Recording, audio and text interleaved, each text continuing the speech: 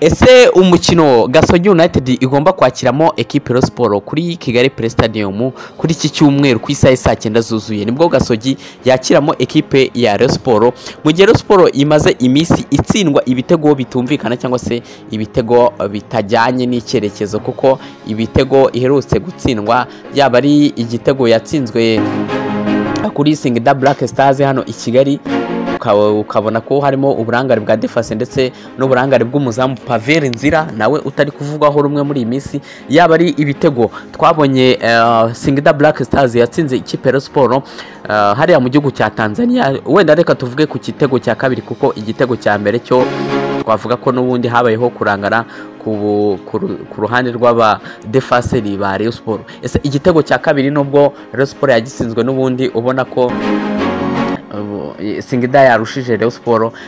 twavuga ko ari igitego n'ubundi umuzamu niwe wakitangiye na watinya kubivuga nubwo ekipe ibare ekipe nyine nka ekipe ariko twavuga ko umuzamu wa Rayon Sports niwe witangiye kino gitego Pavel Nzira. Nyuma ku munsi wo kuwa kane ekipe ya Police FC yatsinze ikipe ya Kiyovu ya Rayon Sports igitego kimwe ku busa. Ese kino gitego ekipe ya Police yatsinze Rayon Sports mu by'ukuri wabona ko harimo nanone kurangara ku ruhande rw'umuzamu Pavel Nzira, sinabyita kurangara kuko ni baro bashose cyangwa se ni kufura bateye umuzamu ayikurishamo ibipfusi ahita ayitera mu bataka b'ikipe ya Police FC bahita barangiza mu izamu. Ese ikibazo abantu bari kwibaza, ese uyu muzamu Pavel Nzira no kubera iki akunze gufata baro nayikomeze cyangwa se kuki amashoti menshi adakunda kuyafata mu ntoki ngo yakomeze? Ese afite ikibazo cyo mu ntoki cyangwa hari ikindi kibazo afite? Kuko mu mikino abantu benshi bakunze kureba cyangwa se mu mipira myinshi uyu musore bakunda kumushota aho ubonera ko atandukanye no bita Kadimu Ndiaye wabonaga ko kugira ngo umutere baro wenda n'imipira ubona ko itaremereye nibura yabashaga kuba yayifata akayikomeza, ariko amakosa ari kugenda agaragara kuri Pavel Nzira ngira ngo abantu mugenda mukurikirana imikino wenda ntago ari ukumwibasira cyangwa kumuvuga nabi, nuko ari analyse tuba twarebye tukabona ko ari ibintu bimaze igihe bigaragara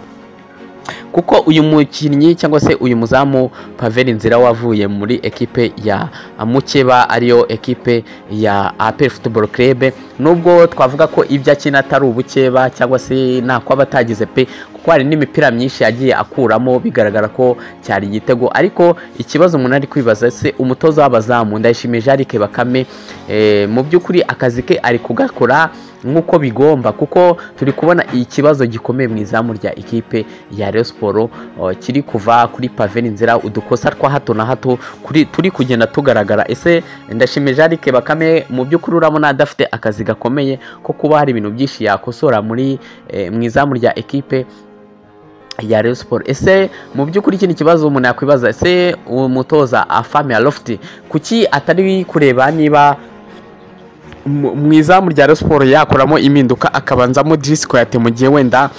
tutari kubona Pavel Nzira arimo aritwara neza mu izamu rya Rayon Sports, kuko abafana batangiye no kwinoba nyuma y'igitego bamutsinze kuri Singida Black Stars muri Tanzania, ubona ko ari we ukitsinze mu by'ukuri. Abafana rero bagatangira bakavuga ati Drisco yate kuki atajya mu kibuga nawe bamugerageze bamutestinge barebe niba hari icyo yafasha ekipe ya Rayon Sports. Ese kuri iki cyumweru muraha amahirwe nde cyangwa se murabona ari uwuhe muzamu wabanza mu izamu rya ekipe ya Rayon Sports? Kuko abenshi batangiye kuvuga bati Pavel Nzira nta kintu turi kumubonamo, nago ari kugaragaza ubunararibonye yari afite muri ekipe ya APR Football Club, dore ko yari amaze n'igihe n'ubundi APR FC yaramusezereye kubera ubushobozi yabonaga budahagije bwo kuba yakina ekipe ya APR Football Club. Ese Pavel Nzira agomba kubanza mu izamu rya Rayon Sports cyangwa se agomba kuba yashakirwa umusimbura kugira ngo nawe bamugerageze barebe niba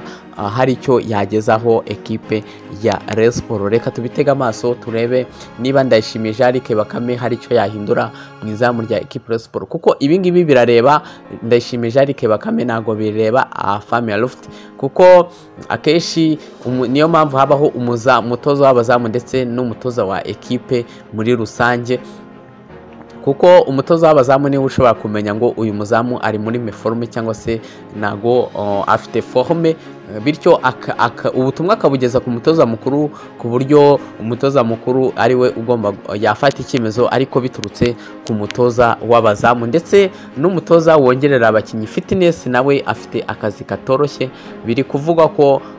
abakinnyi ba Rayon Sports fitness yasubiye hasi, mbese ari nkeya cyane, mu gihe turi kubona ko Rayon Sports ifite abakinnyi beza cyane, yaba ari Bigirimana Bedi, yaba ari Hayimana Yves, yaba ari Gloire Tambwe, ndetse n'abandi bakinnyi ba Yusundianye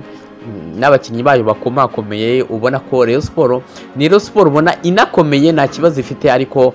n'udukosa ubona twa hato na hato tugenda tugaragara muri ekipe ya Rayon Sports tuba twakagombye gukosorwa hakiri kare kugira ngo ekipe yirinde ibibazo byo kuba yatsindwa, ndetse n'abafana batangire kuba bavuga amagambo menshi, kuko murabizi ko Rayon Sports iyo imaze imikino 3 itsindwa akeshi utangira kumva uruntu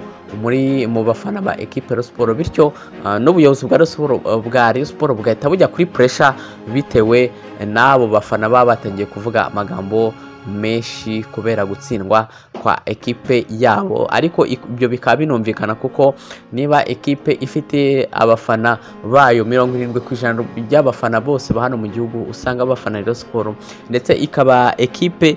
ifite abafana benshi kurusha izindi hano mu gihugu cy'u Rwanda, ni gute itajya no kuri pressure? Kubera ko icyo gikundiro ifite igomba no kuba yaje profita cyangwa se ikakibyaza umusaruro, ndetse ikanamerita kuba abantu bayikunda, ikaba yabaha ibyo byishimo. Ni gute umuntu yakwereka ko agukunda wowe n'umuhe ibyishimo gusa?